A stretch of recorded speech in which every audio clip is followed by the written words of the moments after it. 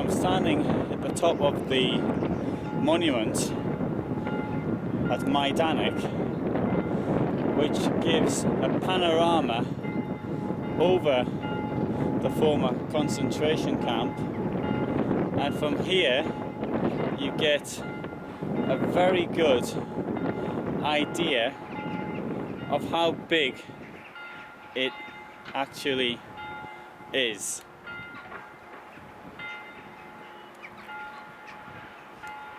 And this isn't everything. So starting off with the buildings we can see in front of us, we have there the administrative buildings where they do the historical work. I was in there today and I was really impressed by what was actually going on in there. Very, very impressive from a historical point of view. Certainly making a lot of effort. We've got next to it, we've got this cemetery, which is a public cemetery. It's still being used. People are being buried there. I think it's a rather unfortunate place to be buried in the circumstances, right next to this concentration camp. But maybe it was the only available land at the time it was actually put there. I'm unable to say. We've got this big empty area in front. I'll bring in the camera a bit more for that. And that's where the Nazis intended to extend the camp, but they didn't actually get around to doing it. Except there was an area, a field at the very top, but the others, it stayed empty. Now here we have this awful thing here. It looks like a UFO's just landed. In fact, that's meant to be the mausoleum, which was built there in the late 1960s. Can't quite understand the point of why it looks like that. Now, as you can hear in the background, there's a church nearby, and that's nothing to do with the camp. It's just because there's a church nearby. So in front now we've got a crematorium, and that was the crematorium was at the very top of the camp.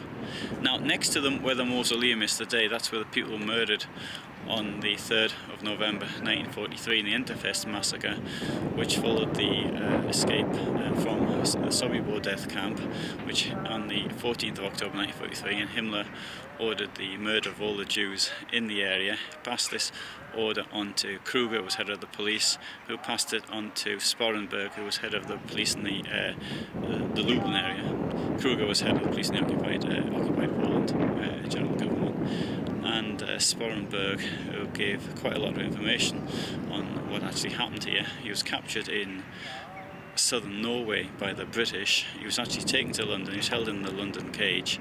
He was handed over to the Poles. He was tried and he was executed in I think it was 1952, if I remember rightly.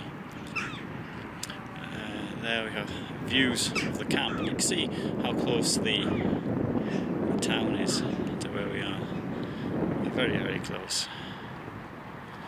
And coming back around, we've got a big chimney there. That's the I imagine that's the central heating plant, and actually I don't know that, I'm just guessing.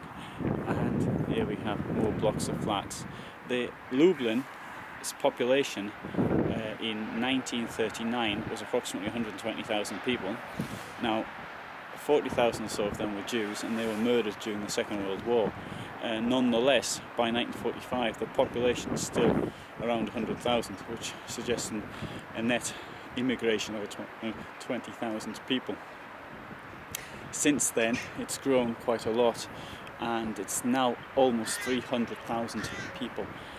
So the population has grown very rapidly, and there's a need to house them, and this is the way it's actually grown in this direction above all.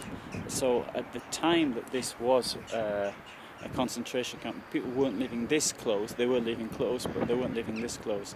The area in front of me, which is down there towards the city centre, is in 1942 was all part of the domain of the concentration camp itself. Indeed, to my right there's an area which was the former Lublin airfield, which surprisingly enough was built on a hill, and there we had the belongings of the people who were murdered from Treblinka, from Sobibor, from Belchitz. They were actually stored there, sorted there. Next to it was the ghetto of Majdan Tatarsky, and people were taken there from the Lublin ghetto in April 1942. There we have a quick look round, and there's somebody who escaped from Sobibor.